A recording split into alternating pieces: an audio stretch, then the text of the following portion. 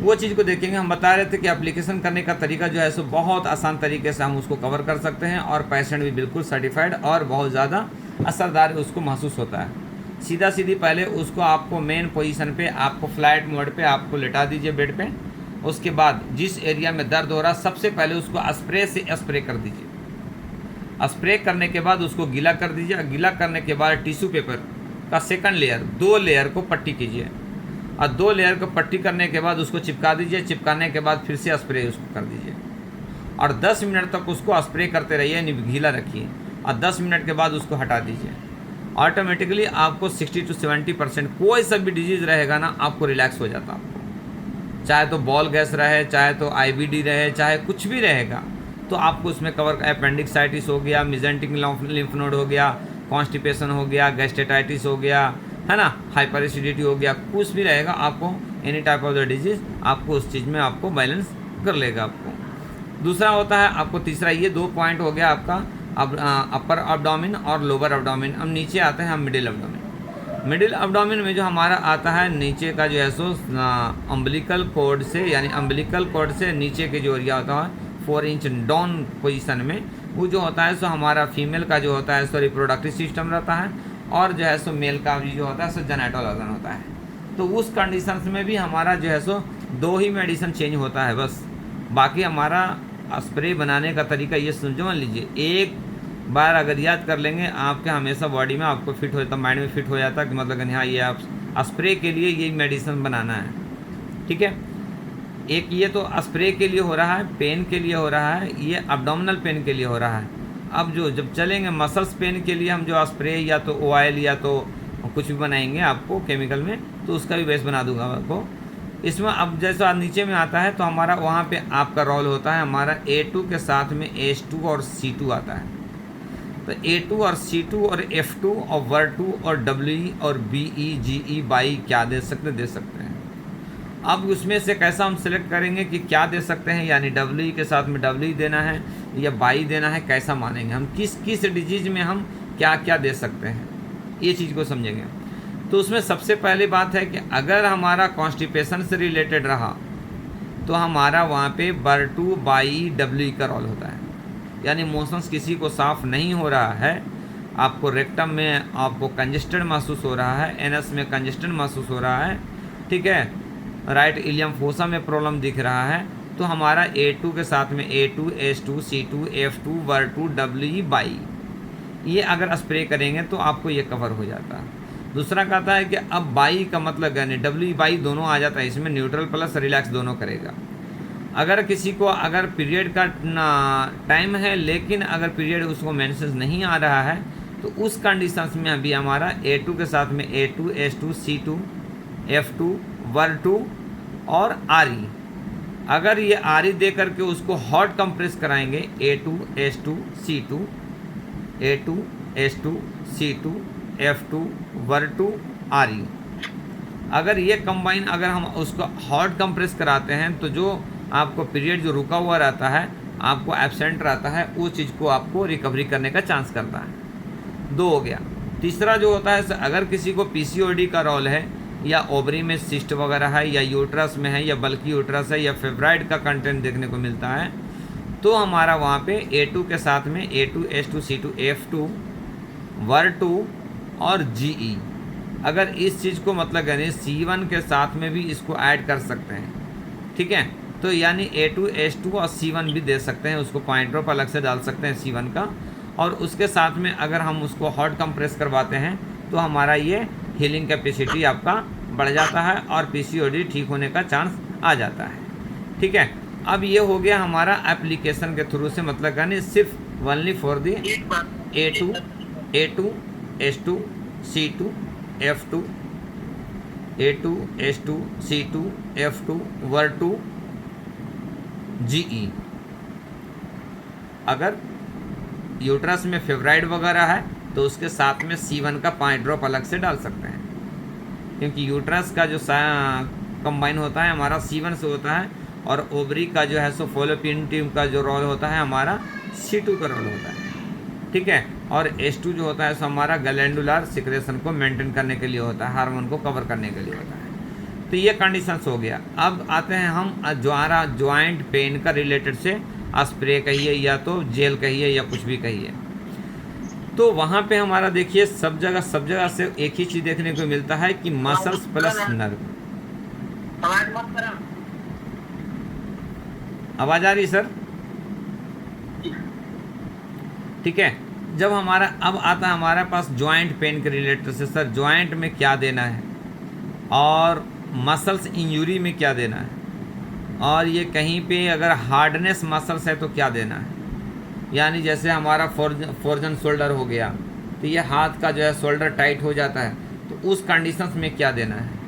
Osteoarthritis में क्या देना है, रिस्ट जॉइंट में क्या देना है।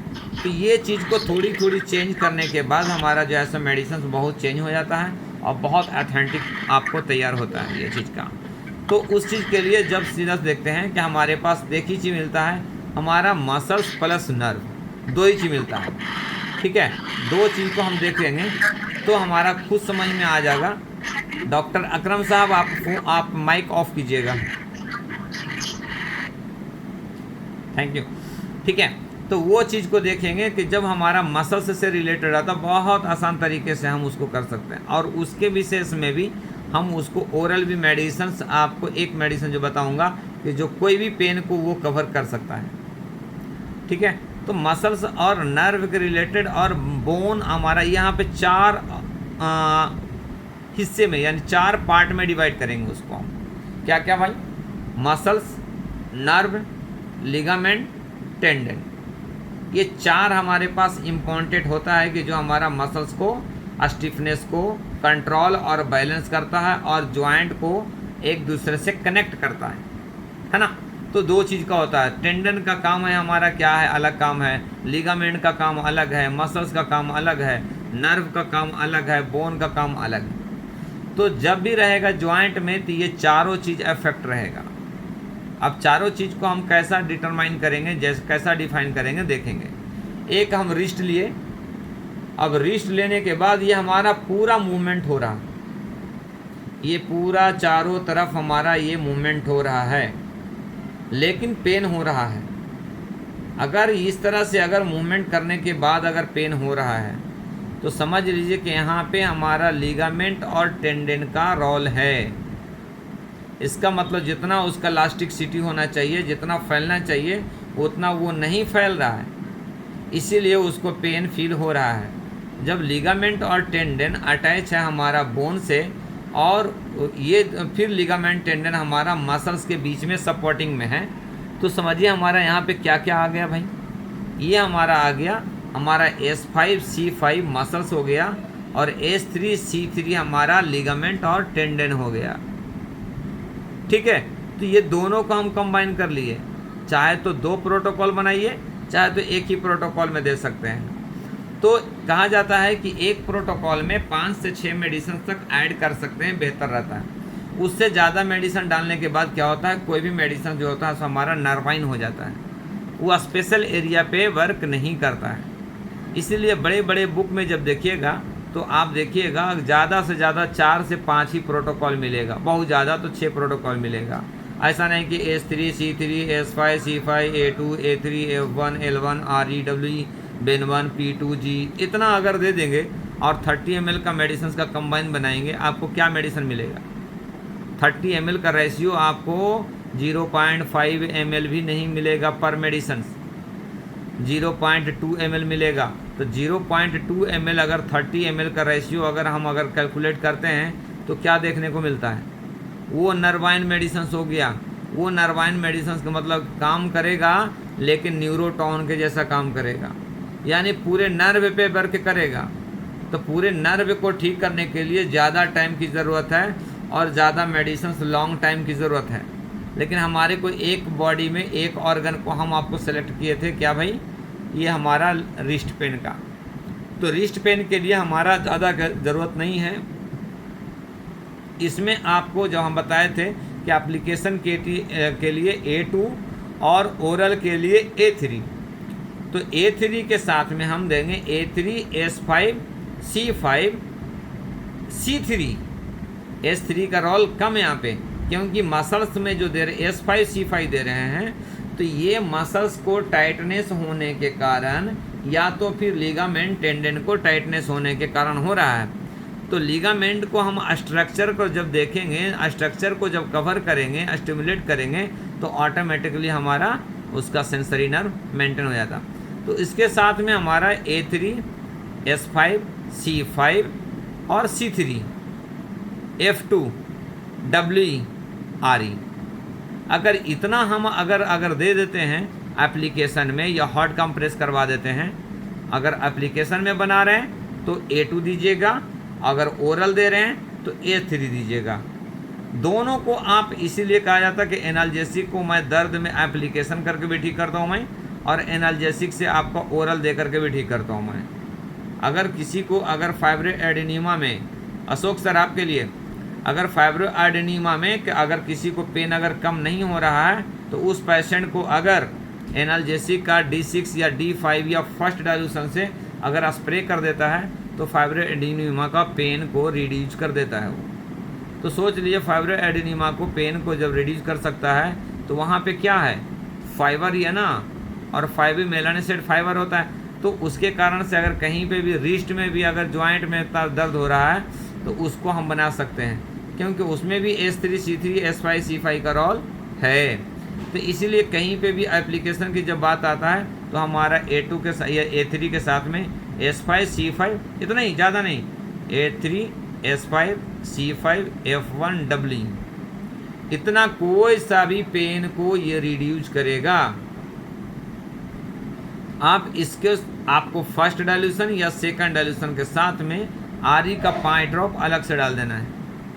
यानी कोई सा भी मसल्स पेन हो या नर्व पेन हो या जॉइंट पेन हो, फ्रीक्वेंटली डोज देना है।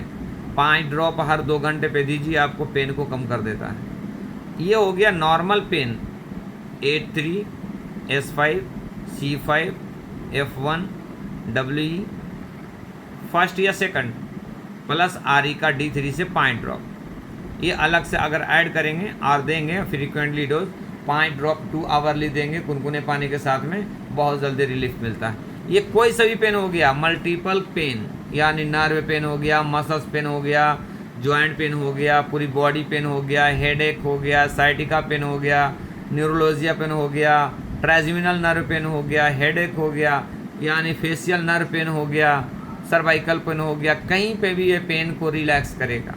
अगर बहुत ज़्यादा देख रहे हैं कि वो एरिया, अब देखिए यहाँ पे कैसा कैसा चेंज होता है। क्या होता है चेंज भाई? चेंज करने का ये मतलब होता है कि जब हमारी बॉडी में देख रहे हैं कि हमारा इलास्टिसिटी मजबूत है, यानी ये मूवमेंट का कंडीशंस बराबर है, यानी स्टिफ नहीं है, लेकिन हमारा ये ऐसा मूवमेंट करने में पेन अगर फील हो रहा है, तो हमारा वहाँ पे बाई का रोल नहीं है, सिर्फ REWE कवर कर लेगा। अगर ये बिल्कुल टाइट है, बिल्कुल हार्डनेस जैसा आ रहा है, तो हार्डनेस को सॉफ्ट करने के लिए हमारा बाई रिलैक्स करना ज़रूरी होगा, तब जा कर के हमारा वहाँ पे A3, S5, C5, F2, WE और उसके ऊपर से 5 ड्रॉप बाई। अगर ये 5 ड्रॉप अगर बाई अगर हम डाल देते हैं और उसको भी फ्रीक्वेंटली डोज अगर देते हैं, तो ये साइटिका नर्व और प्लस जॉइंट हार्डनेस यानी स्टिफनेस, ये पेन को ये रिड्यूस करता है। अब कहता है कि भाई RE कहाँ देंगे हम? RE तो हम दे रहे हैं, सब में दे रहे हैं। जब सब में दे रहे हैं तो क्या दे रहे हैं हम? निगेटिव दे रहे हैं, पॉजिटिव दे रहे हैं, ये दे रहे हैं, निगेटिव दे रहे हैं। अब RE का पॉजिटिव हम कहाँ इस्तेमाल करेंगे? जब कहीं पे भी देखेंगे कि बिल्कुल हार्डनेस है due to the bone stiffness, due to the osteoarthritis, है ना, यानी ऑस्टियोआर्थराइटिस होने के कारण हमारा अगर पेन वहाँ पे हो रहा है ज़्यादा और मूवमेंट में प्रॉब्लम हो रहा है, तो वहाँ पर RE का रोल होता है। तो वहाँ पे हमारा एक ही कंबाइन में रहेगा, कोई अलग से जो RE दे रहे थे वो ना दे करके आपको A3 के साथ में S5, C5, F2, WE, RE equal में डालेंगे तो ज़्यादा काम करेगा। ठीक है, तो यानी ये आपको बेस में, आपको ऑयल बेस में भी लगा सकते हैं, आप स्प्रे बेस में भी लगा सकते हैं, आप जेल बेस में भी लगा सकते हैं। एक ऑप्शन और देता हूँ मैं कि अब बनाने का जो तरीका होता है, तो सर क्या डाइल्यूशन इसका क्या रहता है? तो डाइल्यूशन तक जो है सो ज़्यादातर बेहतर जो मेडिसिन जो काम करता है आपको फर्स्ट डाइल्यूशन से।